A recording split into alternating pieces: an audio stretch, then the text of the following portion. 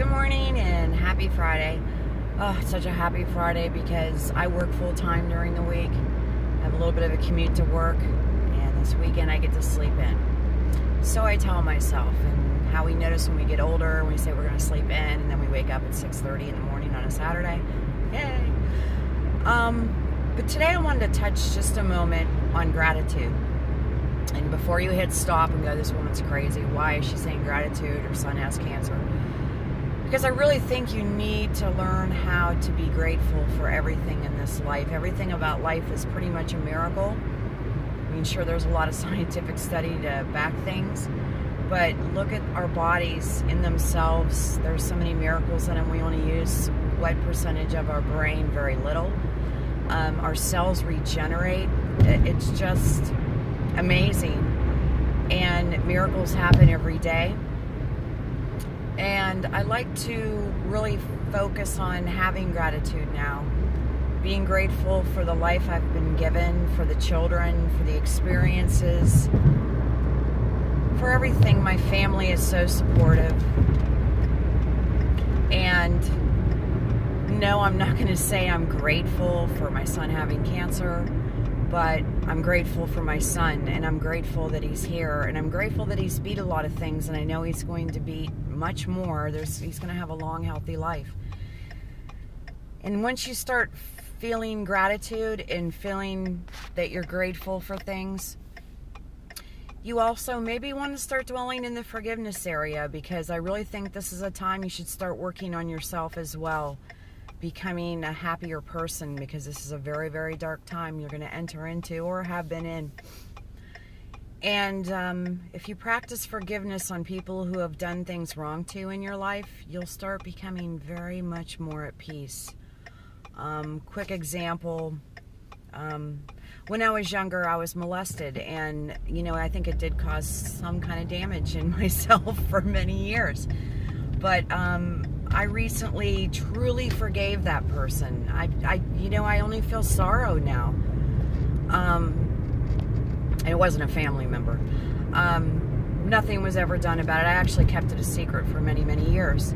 And I don't ask for anybody's pity or for attention. I'm just saying that that's a perfect example on how could you show forgiveness to someone that did something so heinous. And because there was probably something wrong with them, or I don't know what, I don't need to try to examine that. I don't see the person, I don't know the person anymore. And it makes me feel better about just life in general. And when you really can forgive someone, truly forgive them, like I don't even think an angry, I don't care, it doesn't even cross my mind anymore. And there's maybe one of the best benefits of all. Forgiveness. And when you start to do that, you see yourself shift and become a happier person, and mix it in with the gratitude, and you start enjoying things in life, and it wears off on other people and starts kind of glowing out of you. And you'll also then start noticing that you're more of a giving person within this process. Maybe it'll take a little while. I always thought I used to be a very selfish person, and it's funny, someone asked last night in a group, what would you do if you had unlimited source of money? And, well, I can't see that way. And you, what would you do? Would you still do your dream business? What would you actually do? Would you go and take off? And this was kind of in relation to a business entrepreneur kind of thing.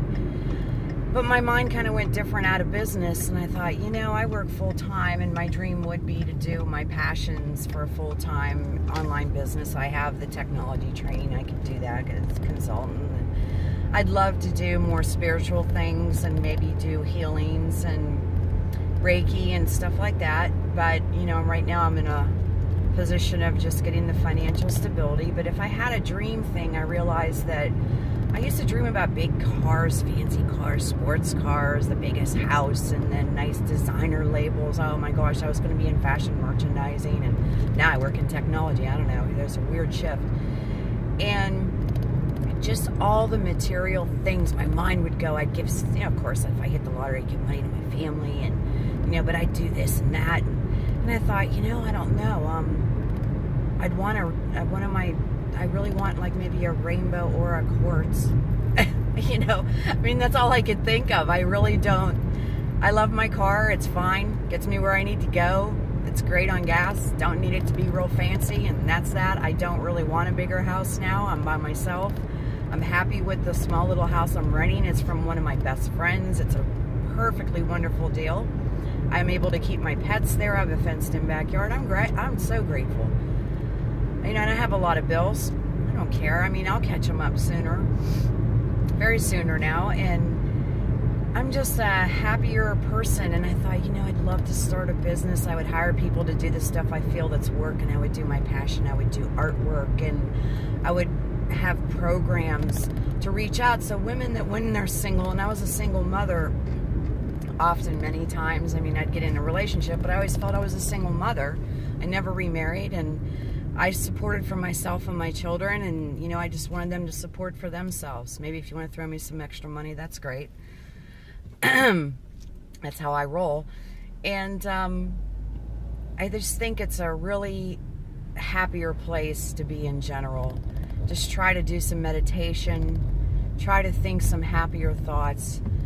If you get into the dark place of it's the end of the world and the why and the guilt and the anger and the frustration, it's going to wear off to other people and to the people you need to support.